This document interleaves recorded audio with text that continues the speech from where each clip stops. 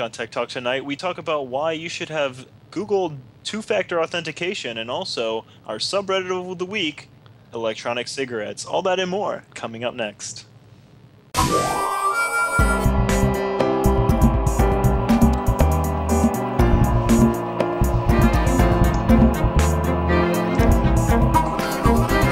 This is Tech Talk Tonight, episode number 66, recorded August 8th, 2012. Double your pleasure, double your auth. Good evening, everybody, and welcome to Tech Talk Tonight. This is episode number... What episode number is this, Gavin? Number 66, is it not? 66, double deuces. On the dime? That's not double deuces either. Hello, everybody. Welcome, chat room. Holy cow. We have a live studio audience. By studio audience, I mean live IRC chat room with us tonight, Mr. Gavin Rehkemper. And welcome, everybody. Thanks for tuning in. This is the Tech Talk Tonight, your local tech podcast. Yes, it does look like we're running out of a basement because indeed we are. What? You think this is a basement I'm in? That's completely unorthodox. This is a live studio that just happens to have Legos on the wall and happens to be running from a webcam tonight. I don't know what you're talking about, Gavin. Anyway, we're here to talk tech stories. How's the week going for you, Braden? You watching the Olympics? Are you enjoying the festivities? Yes, I have been watching the Olympics. My wife's been watching the Olympics more than I have. I've been trying to fix the studio, which is one reason why I don't have the cameras hooked up tonight, because I was trying to get it all in HD, and it's not in HD yet. Sorry. Still working on it. VidBlaster, man, we're going to be calling some help support things here soon in the VidBlaster peeps. But, I don't know, keeping busy. Finished that show, so I have a little bit more free time. I was in a community theater play, and that's all over with now, so on to bigger, better things. Gavin, what's up in your world? Not too much. Just trying to take in some Olympics. Did you see that person plow down the track and field event? He just fell. No, I didn't see that one.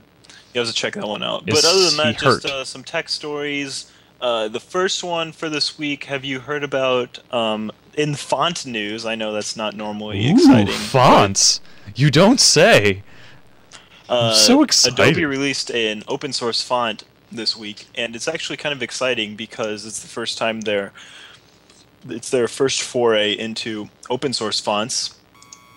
It's called Source Sans Pro, and it's open. They released all the source files, and you can use it.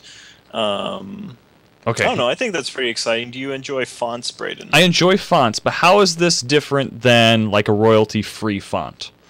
Like all the free stuff that I can just go out there and find. They have open sourced the source files for the font as well, so you can make derivations and see how it's put together. I'm not a font geek myself, so I'm not exactly sure how you would design a font. But you're not like Helvetica all the way. Have seen the documentary and all gung ho about. You're a web designer, don't you have like font like tattoos and all that? Dude, the thing about web is that you can only use like 8 or 10 fonts. Well, with Google Open Font, you can use a little bit more, and this will be in the Google Open Font directory. Cool. So, but the Reddit side of this, I did some Reddit, what's it called, karma whoring? Karma whoring, of course. So as soon as I saw this thing hit, I went to reddit.com/r/fonts, I believe, and I submitted it there, and it's one of my highest ever submitted stories. I got like 150, 200, maybe more than that votes. Yeah, that's all I've ever had, like, as far as karma whoring, just a few. Hey, shut up, you karma whore. Most of my karma all comes from one post I did on, what was it? Life Pro Tips. Anyway. Continuing on, Gavin, is there anything a little bit more juicier than, say, fonts out in the tech world today? Like, hacking. Well, so this week someone was hacked. This guy named Matt Honan, he's a Wired reporter. His MacBook was totally wiped, his iPhone was wiped, his iPad was wiped, his Twitter account was stolen. His Gmail account was stolen. That is a bad day, my friend. And from the interview that I heard with him, all they were actually going for was to get into his Twitter account because he has a really short Twitter account. Like, what was it? Just Matt, at Rob? I think he's at Rob. And that's all they wanted. They wanted a really short Twitter account, and they didn't even know he was a tech journalist and stuff. And just wiped out all of his crap just to get into his Twitter account. Ouch. So, in fact, we were really lucky that this guy in particular was hacked this way because they discovered a flaw in the system where Amazon EEC2, Amazon Web Services, deems the last 4 of your credit card digits like enough that they'll show basically the public. Right. But Apple, they use those same 4 digits for authentication. So that's how this person hacked into their Apple account. And like we just talked the other day, this was like I was trying to authorize a purchase online for a very large amount for some sort of video switching program, and it was really easy to get into my account, even after I answered 2 of their questions wrong and didn't know my own wife's cell phone number. I didn't want to give out that information, but anyway, scary. The point of all this is that you should be using two-factor authentication when you can. Do you have that enabled, Braden? I don't. What is per se two-step authentication? So two-factor authentication is like, your password is something you know, but Right. two-factor authentication combines something your password, and something you have, like your cell phone. So Google, you can set this up on your Google account. Basically, you install an app for your iPhone or your Android, and when you go to log in to Gmail, you also have to provide a code that's on the app that's on your phone. Okay. So if someone's trying to hack you, there's no way that they can, they would have to steal your phone. And I've just put a link I'll put it in the show notes, and I put it in the chat room of a bunch of common misconceptions about two-factor authentication that people have. Like, do I have to fiddle with a PIN every single time? And that's no. How do I verify how secure the authenticator is? And it's super secure. And basically everyone should be doing this if they're not already. So we'll post that link in the show notes. Okay, what about C. Wagner from the chat room brings up you can use SMS if you don't have a compatible phone. Is that, like, if our non-smartphone users out there, is that something that they can look into to try to step up their security? Yeah, I mean, I haven't used that myself, but that seems like something plausible that I think Google does have. When you log in, they'll send you a code. Okay, what about this? And this is a story that actually got downvoted into oblivion, but I'm still going to bring it up. A two-step sort of authentication, and the fact of using medical devices to measure your biometrics to prevent hacks. This essentially looks like your laptop is hooked up to a lie detector test, and that's going to be hooked up to you while you try to use your laptop, and it's going to measure your heart rate and everything to keep tabs on if it's actually you or not. What about this, Gavin? Is this overkill for the type of security that we actually need this day and age, or? I mean, that sounds kind of overly invasive, but I could see something like that happening in the future. Something like that actually existing. Like, basically getting a hash of your whole body to prove that it's you. Like, we can't just settle for good old finger scanners or something along those lines to, I don't know, give us a little bit of information as opposed to like this whole suit. I mean, this thing is huge from the way the looks of it, and it's going to measure my heart from what I can tell from this article. It's a little nuts. Anyway, moving on. If that's not overkill enough for you, what else is out there, Gavin? Well, next, I think we're in the middle of the show right now, so we're going to play our usual game. This one? Subreddit of the Week. Not quite that one? You don't have the jingle? I do have that. So our subreddit of the week this week, and I am in awe of you all. We are doing /r/electronic cigarette. So Now, this must have been truly random I, because you're not a fan of electronic cigarettes. I don't think I've ever seen you we have have one at talked all. about electronic cigarettes on the show before, way back in the day when there was an article about the health risks between it and the actual smoking, and how, if one's bad, one's even worse for you. And we'll go back and find it, but this is, to be honest, they don't have too huge of a reader base and stuff, but they came out in droves tonight to our chat room, and we thank you all for being here. Just to go over the actual subreddit of it, they're using a fairly normal design. They've obviously done their CS. We got Shmoo with an actual electronic cigarette here. I like the 4.7 volts. I'm sure that has something to do with an actual electronic cigarette, but I don't really know.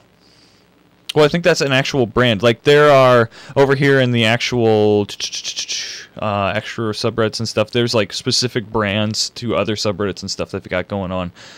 So my question about electronic cigarettes, are they actually, like, you hear a lot about, are they not safe for you? Are they safe? Are they as bad as cigarettes? I didn't get to read a lot of the stories in there. I did click on a few. What do you know about them, Braden? I know them to be healthier than smoking actual cigarettes, but I believe there is still some health risk involved with actually smoking them. Chat room, let's pose it to you. You are our subredditors out there. What do you think? Obviously, you probably use these products if you're a member of this subreddit. I mean, it seems like they've got a lot of action going on with a lot of stories. So, a lot of debates. Some of the stories only have a few comments, but lots of the stories have 20, 30, 40 comments. So, it's definitely a strong subreddit. Well, here we go. A few health risks. Best case is dangerous as caffeine. Oh, wow. Yeah, caffeine would be my drug of choice. Mostly from nicotine itself, like standing next to a fog machine for too long. So there you go. Not too dangerous from their eyes. I would assume they're only getting better as far as the technology advances. So very interesting. The black chrome Cylon. Any of you guys, Ooh. Any of our listeners who are interested in e-cigarettes, that's reddit.com/r/electronic_cigarette. You should join that subreddit if you are so inclined. This is our top post out there. Oh, this is top post from today. Let's try of all time. What is your all-time biggest post, subreddit? Ignore this if you want, but I have completed a milestone. I, for the first time in 10 years, have just now managed 24 hours without an analog. Does this mean he's an analog? Meaning beyond an electronic cigarette? So that means he's given it up completely. I'm going to go with that. Well, that only has 90 votes the all-time, so there's definitely some growing room in this subreddit. Gavin, I think our biggest upvoted one is 9, so props off to them. Hey, man. Anyway, so thank you. Once again, we are eternally in your debt, everyone. Analog is a cigarette. They're confirming that now. So for a few more... analog equals normal cigs. That makes total sense. Did you see today that Square, the company, is going to be used as the only payment method at Starbucks from now on? I saw this. Not just the only payment. They're not giving up cold hard cash, and they're not giving up their own app either. Their own app is sounds like it's going to actually pair with the Square app somewhat, because right now you can walk into Starbucks, launch their app or whatever, and they scan a barcode that comes up on it. That's the barcode more or less represents you. But then the Square thing is also going to be able to do that barcode thing, and plus what is it called? Geofencing. To where all you have to do is walk in, they know that you're there from your GPS, in your actual phone, and all you have to do is give them your name, which kind of sounds like there could be some security risks there, if you ask me, but making it really easy to buy a cup of coffee. Yeah, the geofencing idea is really, really cool. I like the idea where I can set it up on my phone. I can just walk into a Starbucks and say, hey, I'm Gavin, I want to buy my latte. I don't really buy coffee per se, but I like this idea in general and how it's going to be the future. I like it. I hate having cash to begin with, and if I don't even have to get out my credit card anymore, I'm all for it. And like a lot of food trucks that I visit or frequent, and lunchtime hours, they're all using Square now. So this just is probably the biggest. What do you want to call them? What type of store is Starbucks? It's a restaurant, but it's bigger than that. Retail. Perhaps. Retail is the word I'm probably looking for. Getting into the Square market. More power to them. I'm ready for it. I hope other retailers follow the trend. Walmart, here we come. So kind of a final story. Did you see this on Reddit this week, Braden? I now play a game where you type random letters into imageur.com. Yeah, what's up with this? This seems to be hitting the Reddit boards very hard lately, and we're just trying to find imgur.com. The funniest picture, is that what we're going for? Well, yeah, they posted that they're playing a game where you type in random letters and numbers, and this is, quote, what they came up with first, which was a crazy picture of this guy with a white. I think I've seen this picture before, though. But okay, what's the game? I got imgur.com/. See, and that's the thing, right? If you actually just play randomly, imageur.com, it's hard to find a combination of letters and numbers that are actually random that actually are an image. But there's actually a random button on imageur.com. So that was another top-rated story this week, how like people were dumb. Why don't you just press the random button? No. Okay, so where's my random button? Gallery? Go to imageur.com. Up by the gallery, you see the random icon. Random mode. Okay, yeah. For your child's safety, please keep them close while you shop. Priest shop here. Ha, ha, ha. It's a Catholic joke, Gavin. Click another. Yay, okay. This is like playing chat roulette on live TV or something. And we all know what chat roulette has come to. Exercise. Excuse me, is this seat taken? We have a dog sitting on another dog. And now we have Batman and the Robin One more comic. just for fun. Best part in the Avengers is the scene where Iron Man... I haven't seen the movie yet. That's funny. And that is Imager chat... No, Imager random... What are they calling it?